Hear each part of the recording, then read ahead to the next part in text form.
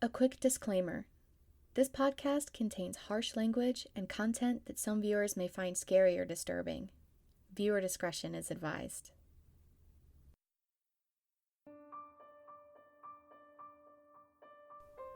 Hello, and welcome to the first episode of the Dark Corners of Reddit podcast. Every week, I will be narrating Let's Not Meet, paranormal, and other creepy stories from the horror forums of Reddit. I'm Bleak. This week's episode contains stories about a possibly escaped abduction, a frantic ghost in the woods, and other tales of terror. So without further ado, let's turn down the lights and go to our corner.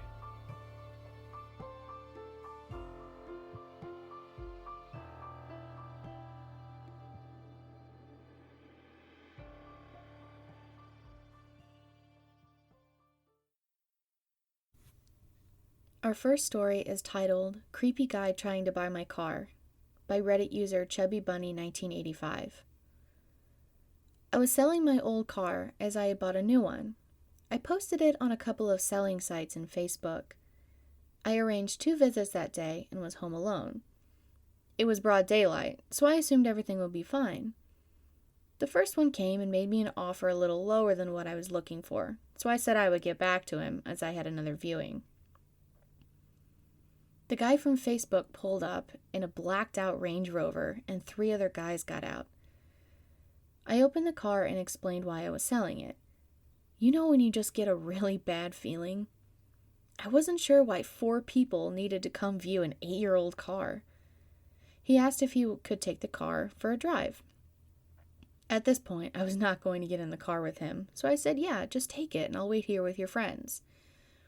He asked me to get in the car and said, what if I just took it? I replied with, well, it wouldn't matter. That's what insurance is for. I was not getting in the car with him.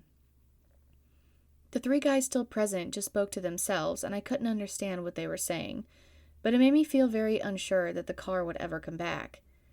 The car was not worth putting up a fight over or arguing about, and I was questioning my life choices when he pulled back up. He got out and offered the same price as the other guy earlier. Said he was buying it for his daughter. Then he wanted me to get in the car with him and go collect the cash. I said it was fine and that his friends could take him if he needed to go. I told him that I had another viewing and that I would just contact him later. I had just decided to sell it to the other guy because they were just giving me the creeps. He then offered more than what the car was honestly worth if I went with him now. I said no and locked the car door. I started walking towards the main street, as I had seen my neighbor walking out, and shouted to him and his dog. They spoke to each other for a minute, and then they left. I texted the other guy and told him the car was his, and he was welcome to come over anytime and get it. Sort of filled out the V5, and off he went. That night, I saw through my living room window that the blackout Range Rover came back and was parked at the end of our cul-de-sac. I told my husband, and when he looked, he noted that it was very strange. Then my phone started blowing up. I politely said that the other car was gone, and that I was sorry, but I couldn't help. The car drove off and came back again about 30 minutes later. This happened about 3 times that night, and it was just strange. But I thought nothing more of it because nothing more had come of it. 4 days later, on that Friday, I finished work early and went home to get the dog ready to go out. We were just going to head straight to the park and run like the wind. But as I got to the end of the cul-de-sac, the same black Range Rover pulled up and one of the guys jumped out and said, hello. I held the lead tighter and my dog was thoroughly unimpressed. She gave a bit of a grumble and he asked if he could pet her. I said, no, she's a guard dog and she doesn't like to be touched. I quickly walked on, but he grabbed my arm. That's when my dog latched onto his forearm.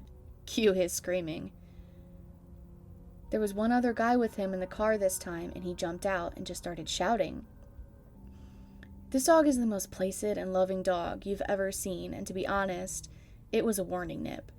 If she had meant to really hurt him, she would have gone through to the bone. His friend was shouting and pulling him away. I called her back and got her to sit. Thankfully, a few neighbors came out and started walking towards us. They then sped away. I haven't seen the car since, but honestly, I wouldn't sell something that required someone to come to my home online again. So, stranger who clearly wasn't interested in the car, let's never meet again.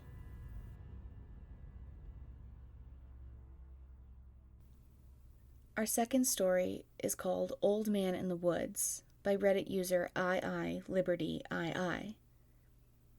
Back in 2008, I was a student planning to go to university and needed some extracurricular stuff to put on my entry applications. As most UK students know, one of the best things to have on there is the Duke of Edinburgh Award. As part of this award, you have to embark on an orienteering expedition, basically a long trek through woodland and rural villages following nothing but a map and a compass. No GPS allowed. It's a teamwork experience, and you camp and overcome hurdles together, etc. Anyway, I was out of shape at the time, and so my uncle volunteered to take me out to the middle of nowhere to get some idea of what orienteering was like. We didn't stay out overnight, like I would have during the real thing, but we hiked maybe 10 miles through woods and a small village in pretty abysmal weather. By the end of the journey, we were soaked to the bone and pretty miserable, looking forward to getting back to the car and heading home. For the last part of the journey, we were on a dirt trail headed uphill with bushes and trees on either side. We were marching onward in silence at this point when all of a sudden there was a rustling in the foliage to our left. From behind a large bush stepped an old man in a black suit with a red bow tie and dress shoes. He looked late 70s, early 80s, very pale, liver spots dotting his face, and a gray-white comb-over. I was instantly weirded out.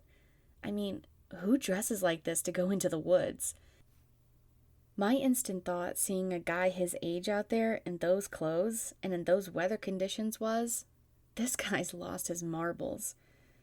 But there was something else that took me an extra moment to notice, though, that puzzled me. The guy was bone dry, didn't even have any mud on his shoes. We stopped in our tracks and just stared at the man for a moment, who appeared to be as frozen and shocked at seeing us. My uncle made the first move, taking a step towards him, asking him if he was all right. The old man continued to stare for a moment, not even moving, not even a twitch, then became suddenly very animated. It was like he suddenly snapped out of a trance. He started flailing his arms wildly. Something awful had happened, that a really good friend of his needed help. He began walking backwards into the woods, motioning to us to follow him, which we did. We started off at a brisk walk, then escalated to running as we struggled to keep up with the old man. After maybe a minute, he disappeared ahead of us, but we could see him, so we continued to follow the noise until we reached a huge slope. We stopped at the edge and looked down to see the old man standing at the bottom, motioning us, pleading with us to follow him. I remember looking down, and the slope was probably at a 40-degree angle, spanning for about 50 feet or more and slick with mud.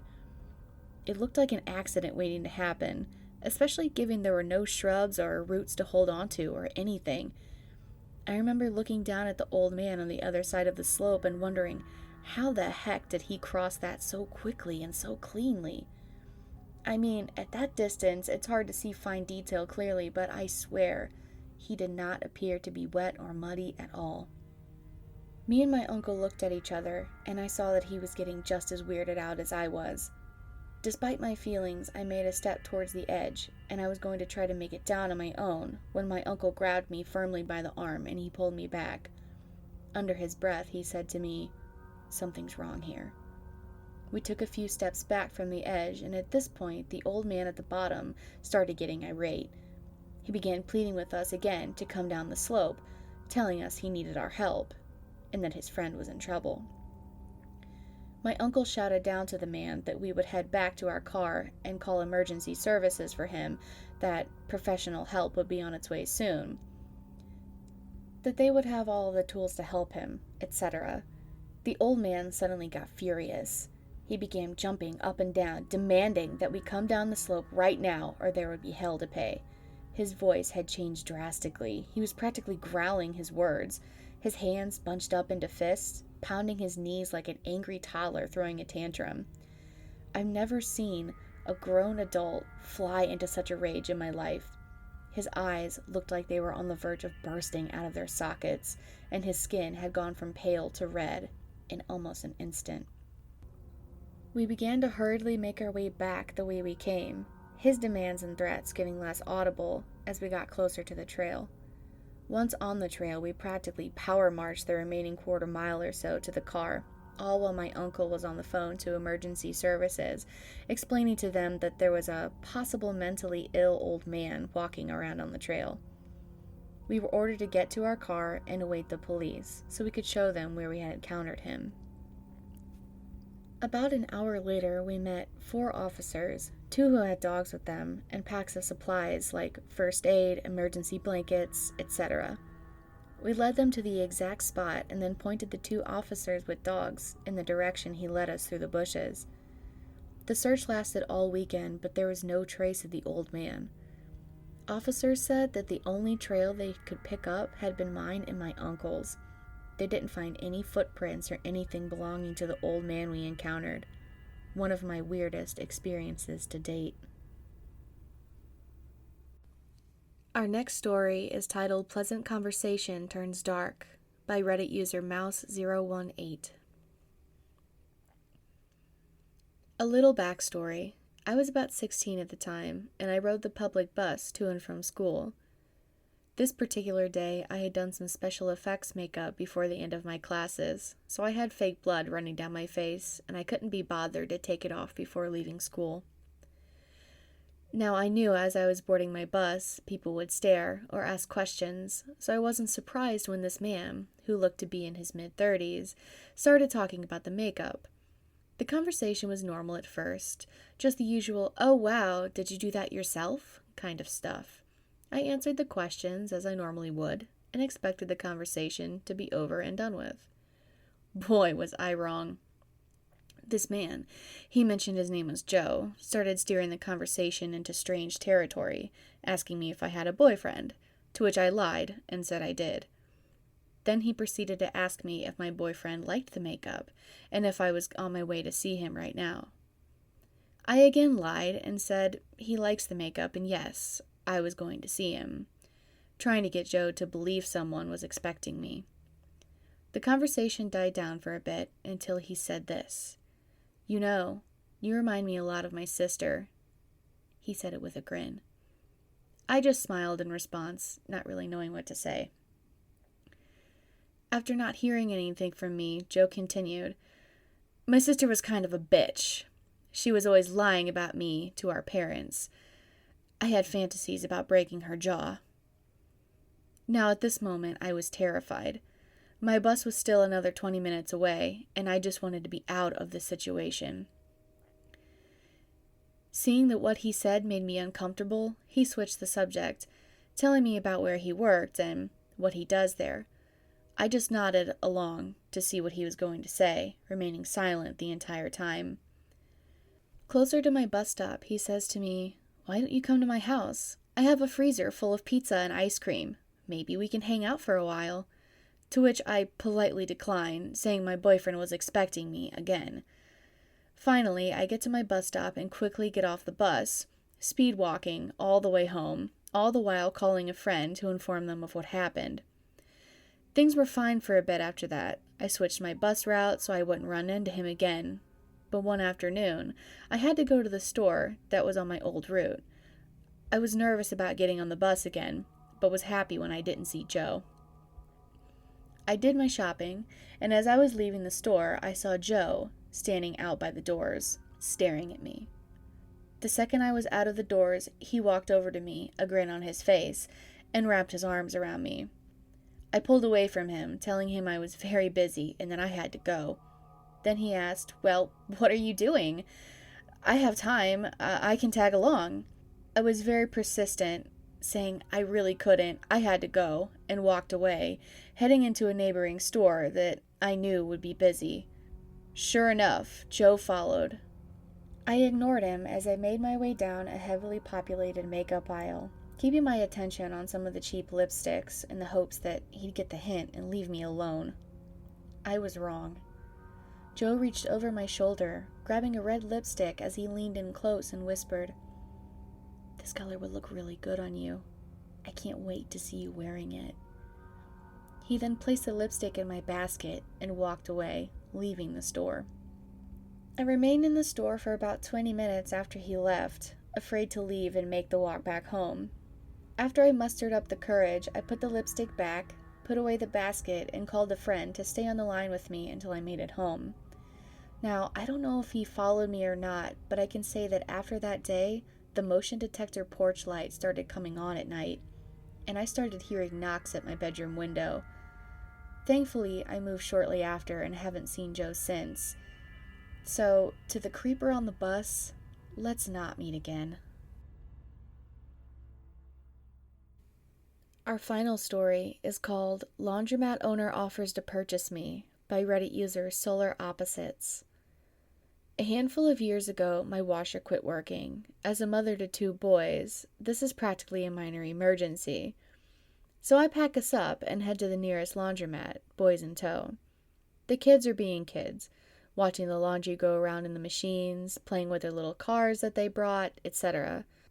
The owner of the laundromat, a middle-aged Asian man, comes out and starts talking to them. Not in a creepy way, but he's clearly entertained by them. He gives them small candies, a quarter for the little quarter machines, etc. I thought he was being nice until he started talking to me. He began telling me how lucky I am to have 2 boys, which of course I agree with. But then he starts telling me how his wife only gave him daughters, and how shameful it was to him to only have daughters. At first I think this guy is kidding around, but the resentment is practically erupting through his pores. He starts telling me how he wanted to find a new wife that would give him sons. At this point, my husband walks in. I think he was nearby in the strip mall anyway and stopped to see if I needed help. Does this deter the man? Not one bit. He actually congratulates my husband on having a wife that gave him sons and starts lamenting to him all of the woes of having daughters. I start packing everything and everyone up because it's honestly just getting creepy. As we are leaving, this man shouts to my husband, "How much for her? I'll give you $10,000. We blow him off because surely he's kidding. As I'm halfway out the door, he comes back with an even higher offer, at which point my husband just tells him to chill. We're very easygoing people, so we don't get all high-strung, and there were definitely some cultural differences that we didn't want to insult. But, Laundromat Man, I sure hope you learn to love your daughters, and also learn that it isn't your wife's fault for giving birth to girls. But let's not ever meet again." Thank you so much for listening to the first episode of the Dark Corners of Reddit podcast. If you are hearing this, that means you made it through to the very end, which is exciting. I'm so pleased with the amount of support this podcast has received so far, and this is just the beginning. A little bit about me, your host. You can call me Bleak. I'm a new podcaster with an ear for all things dark and creepy. True stories have always scared me a lot more than fiction, so my message is clear here. It isn't the dark that we should be afraid of. It is the real things inside it that we should fear. If you enjoy this podcast, you can show your support by giving it a good rating on Stitcher or on your go-to podcast directory. Visit me at darkcornersofreddit.com. If you have any tips, suggestions, or you just want to shoot the shit, you can email me at my new domain, bleak@darkcornersofreddit.com, Facebook at facebook.com/darkreddit, and Twitter @darkreddit. Music from today's episode came from purpleplanet.com, a great source of free media for podcasts, YouTube videos, and blogs. You can find a credit link in the description. The Redditors that graciously allowed me to narrate their stories will be formally listed in the description as well. New episodes of the Dark Corners of Reddit will be released every Thursday. I'll see you next week in the corner. Until then, sleep safe.